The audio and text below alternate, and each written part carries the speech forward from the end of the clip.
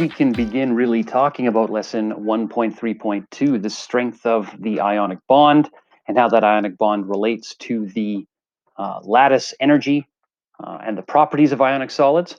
We need to talk a little bit about how big atoms are. So we're starting off by taking a look at page 163 of our textbook here on atomic radii.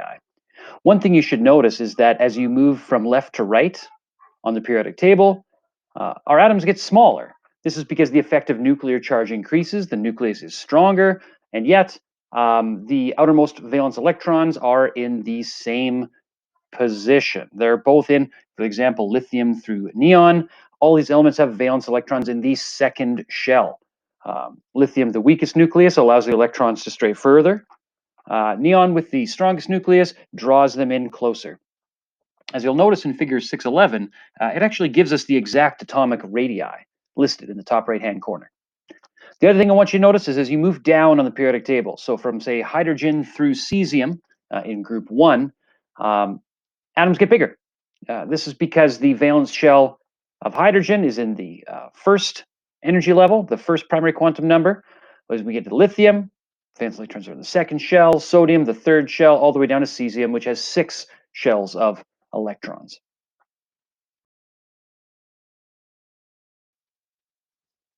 Notice the trends within periods. As we move from left to right, size generally decreases. Notice the trends within groups. As we move down the periodic table through the group, size generally increases.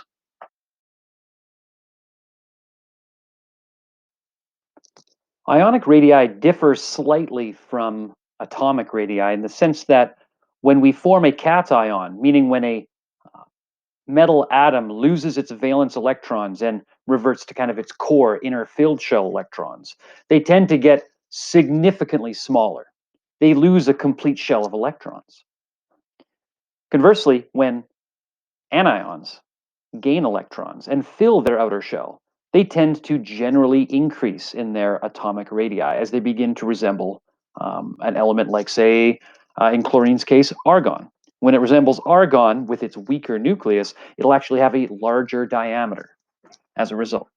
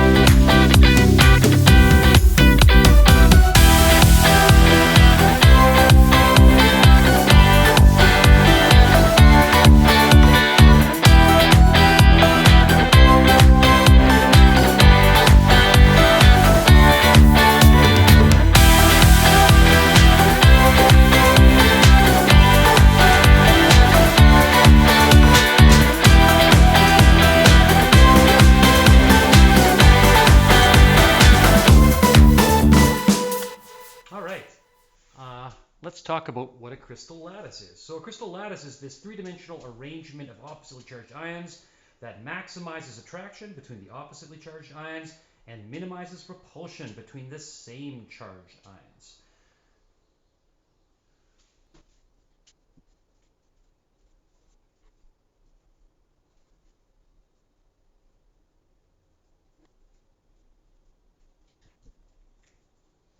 All right.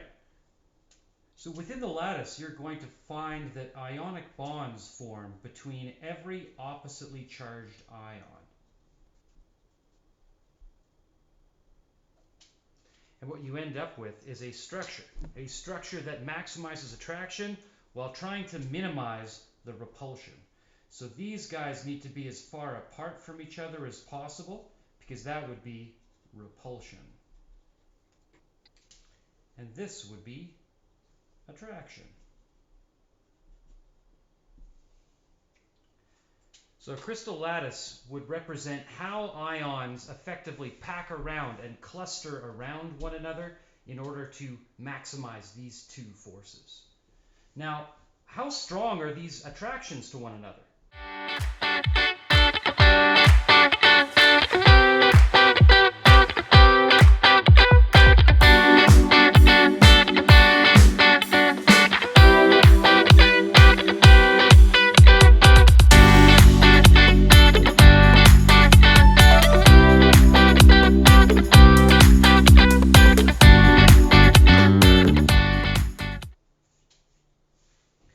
All right, so when we're talking about charge density, this is this property of how positive or how negative an ion is in terms of a function of the surface area of an ion. So this is to say that when describing how strong an ionic bond is, it depends on these two factors. Number one, how big it is. Small ions concentrate their charge across their smaller surface, meaning the charge density across that surface goes up. It's more negative or more positive in that case, which results in a stronger ionic bond, a stronger electrostatic attraction between these ions. Larger ions, however, dilute their charge across a larger surface, meaning the charge density decreases. So therefore, size is inversely proportional to charge density and the strength of the bond. Let's try to draw that to represent. If we were to compare two ions, say a sodium ion and a lithium ion, what we would notice is that they each have a charge of +1. Now, for sodium, this charge is spread out across the entire surface of the ion.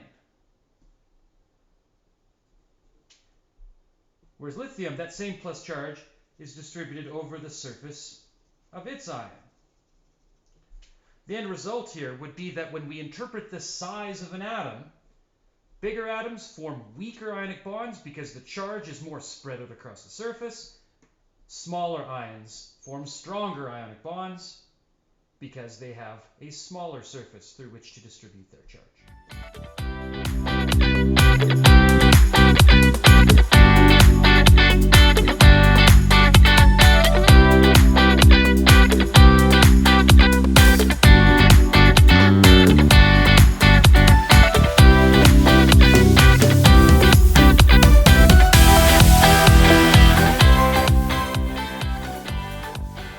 Let's take a look at the magnitude of charge. So the more charged that an ion is, meaning its greater oxidation state, the more attractive it becomes to oppositely charged ions. It'll form stronger ionic bonds.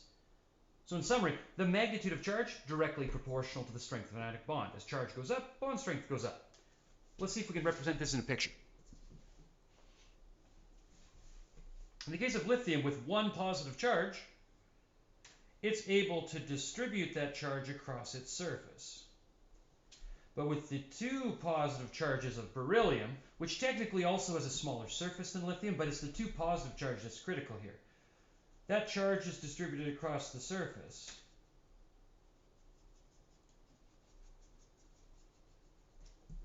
Resulting in a greater net positive charge across the surface area.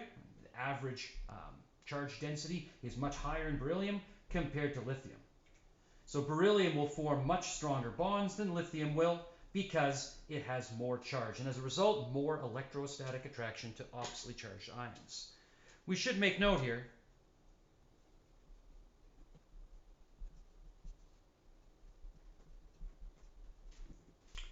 charge has a bigger impact than size with respect to the strength of an ionic bond. So when you're trying to figure out who has the strongest ionic bonds, start with charge, and then size is your tiebreaker. All right. Thanks for watching, and be sure to, when you're doing your research, keep this in mind when you're describing the relative strength of the lattice and how it relates to properties such as melting. All right, good luck. Take care. See you next time.